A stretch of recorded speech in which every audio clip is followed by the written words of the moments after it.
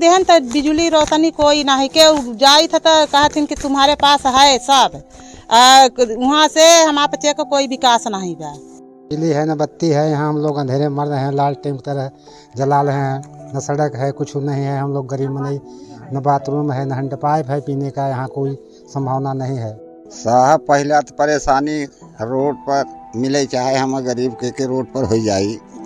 दूसरा परेशानी ने यहाँ एक ठे संडास बना साहब, न एक ठे कॉलोनी यहाँ गरीबन के दिया गया। वोट के नाम की राजनीति में पिसता गांव का गरीब इंसान, जिस देश की न्यू जय जवान जय किसान के नारे पर दिया गया हो और मंच पर बड़े बड़े लोग उन लोगों के लिए स्वप्न लोग के वादे लेकर आते हो, उन जरूरतमंद लोगों को बस इन लुभावने सपने ही जिंदा रखते हैं।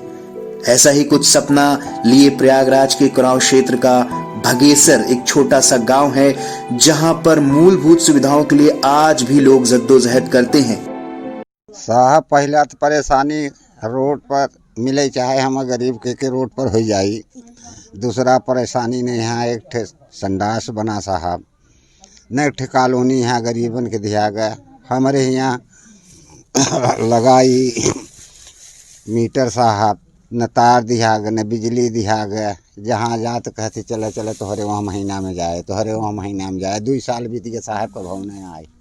यही परेशानी बा साहब यहाँ। तो जब किसी को बात होती तो कैसे आप लोग आते जाते हैं? सर कैसे जाते हैं, ऐसे खाँच आ रहे हैं, जा रहे हैं। डोली खटोली से लड़के लोग रोड पर पहुँचते हैं तो अस्पताल जाते हैं, नहीं घर में मर जाएं और क्या है साहब। यहाँ कोई, यहाँ बहुत परेशानी है साहब। इस गांव की दशा देखकर ऐसा लगता है कि हम विकास के दावों से भरी गाड़ी ने इस ओर पर आने से मना कर दिया है और ये लोग अपनी जिंदगी को आधुनिकता और पौराणिकता के बीच में कहीं खो दिए हैं। अगर आप इस गांव की ओर नजर डालें, जहां पर लगभग 70 घरों का एक समूह है और जिसमें लगभग 500 से 600 लोगों के बीच की जनसंख्या है, उन लोगों तक पहुंचने के लिए शुरुआत उन मार्गों पर जाना पड़ता है जिन पर आप मोटरसाइकिल से भी नहीं पहुंच सकते हैं, क्योंकि यहाँ कोई सड़क ही नहीं है। लोग बाग घर से बीमार लोगों को कंधों में लेकर नजदीक के मुख्य मार्ग तक जाते हैं और किसी तरीके से वाहन आदि की व्यवस्था कर अस्पतालों की ओर पहुंचते हैं। बड़ा तकलीफ भरा होता है सफर जब किसी घर में कोई बीमार पड़ जाता है और उनको इन रास्तों से होकर के गुजरना पड़ता है। अब जब सड़कें ही नहीं हैं तो स्कूल और अस्पताल का गांव के अंदर होना कोई सवाल ही नहीं उठता। बच्चों को 6 किलोमीटर पैदल चलकर जाने के बाद ही कोई स्कूल मिलता है। आखिरकार हम कैसी सदी में जी रहे हैं, जहां पर 21वीं सदी में आने के बाद मोदी जी के शासनकाल में इस गांव की दशा और दुर्दशा आप देख रहे हैं। क्या इस गांव की तस्वीर नहीं बदलनी चाहिए? आगे बढ़ते हैं। अगर बात करें इस गांव में पीने के पानी की व्यवस्था की, तो गांव में लगा मात्र एक हैंडपंप, जो कि आज से लगभग 15 साल पहले लगा था, अब पूरी तरीके से समाप्त हो चुका है। गांव के लोग गांव से लगभग 2 किलोमीटर दूर बेलन नदी से पानी पीने के लिए व्यवस्था करते हैं, या फिर गांव के अंदर खेतों के पास एक ट्यूबवेल लगा हुआ है, जिस ट्यूबवेल से लोग मटकों में, बाल्टी में या किसी भगोनों में पानी भर करके ले जाते हैं, जिससे यह पानी भर के घरों तक पहुंचाया जाता है।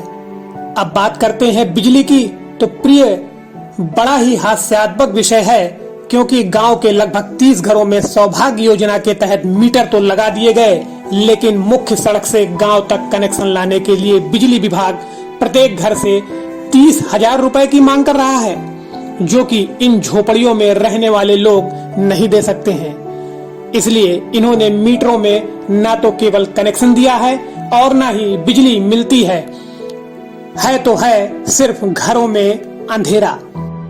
देहन तो बिजली रोशनी कोई ना है के जाई था तो कहथिन कि तुम्हारे पास है सब। वहाँ से हमारे बच्चे को कोई विकास नहीं बा।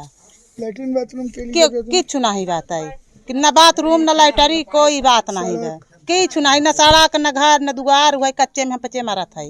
बिजली लाइट की कोई व्यवस्था नहीं है और बाथरूम के किचन के कोई व्यवस्था नहीं है। हम यहाँ मर रहे हैं, न कोनो रोड साधन है, कुछ नहीं है हमारे यहाँ। कैसे लड़का बच्चा सब पढ़े लिखे हैं, हमारे यहाँ सब बर्बाद हैं। लड़का बच्चा नहीं पढ़े लिखे हैं, कुछ नहीं करता है। बिजली है न बत्ती है, यहाँ हम लोग अंधेरे मर रहे हैं, लालटेन की तरह जला रहे हैं। न सड़क है, कुछ नहीं है, हम लोग गरीब नहीं, न बाथरूम है, न हैंडपाइप है पीने का, यहाँ कोई संभावना नहीं है। तो किस तरीके से आप लोग अपनी व्यवस्थाएं देखते हैं? इमरजेंसी फंस जाए तो हम लोग जो रोड पे जाएँ तो ऐसे खटिया उटिया पर ठेंग के ले जाएँ तो वहाँ रोड पे पहुँची। सर यही सब आपत्ति है यहाँ पर।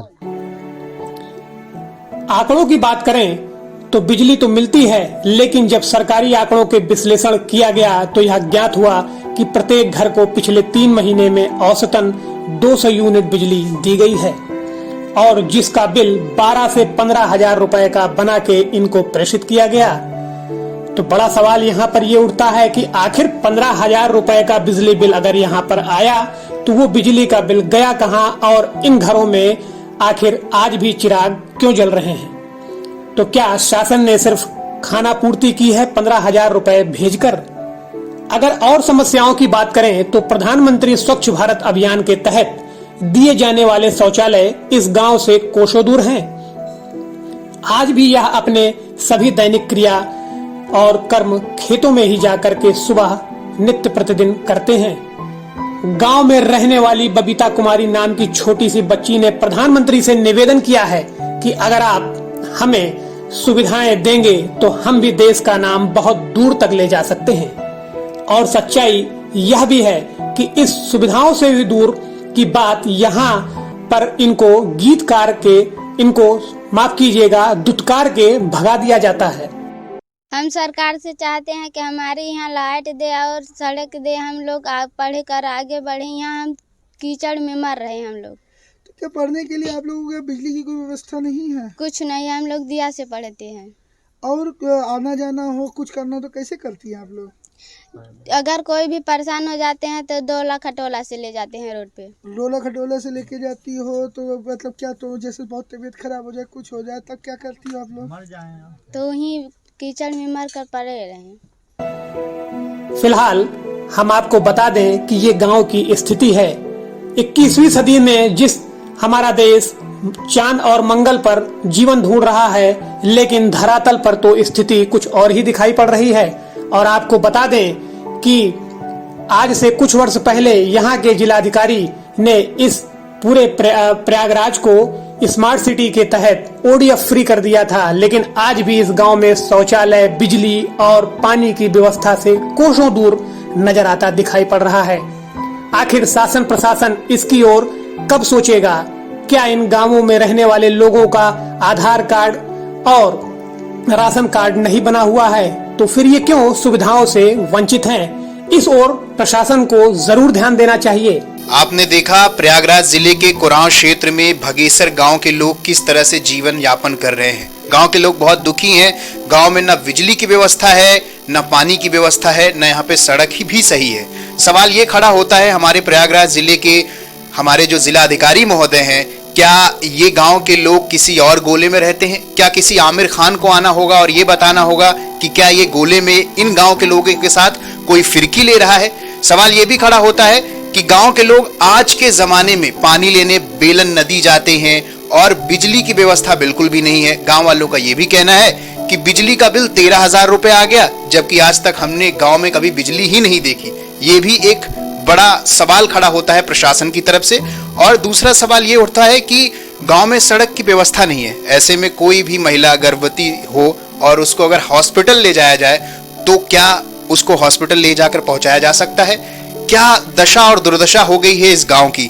तो सवाल प्रशासन से है, जिला अधिकारी से है और नेताजी से है कि चुनाव पर बड़े बड़े मुद्दे लेकर आते हैं, विकास की बातें करते हैं, चुनावी रैलियों में वादे करते हैं, लेकिन आज भी प्रयागराज जिले में एक ऐसा गांव है जिसका नाम भगेसर है, कुराव क्षेत्र में आता है। यहाँ गांव के लोग बहुत परेशान हैं, बहुत दुखी हैं, बहुत तकलीफ में जी रहे हैं। हमारे सहयोगी राहुल पांडे के साथ विनय, निगाह इंडिया न्यूज।